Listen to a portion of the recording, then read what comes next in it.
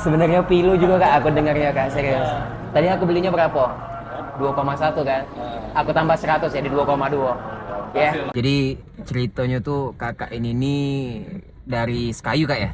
Dari kayak aku. Dari Kayu Agung berangkat ke Palembang, ada lokak gawi, baju HP-nya tergading, ngeju duit pelicin itu, duit lah diinjek, uangnya belari, mana ditinggalinnya di tepi jalan pulo. Jadi aku nak berangkat ke tempat pegadaian HP yang kakak ini gadi ke, kita tebus dulu HP-nya, baru kita cek barang.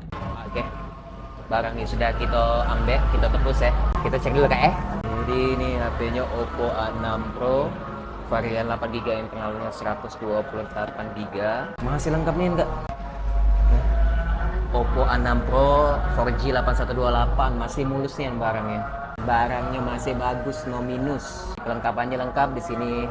Ada adaptor, ada kabel USB-C, terus boxnya juga IMEI-nya sama. Barang sudah aku cek kak. Ini sisanya kakak nak minta transfer apa nak bayar cash?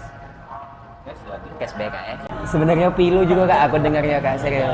Tadi aku belinya berapa? 2,1 kan? Aku tambah 100 jadi 2,2. Ya, sama suka.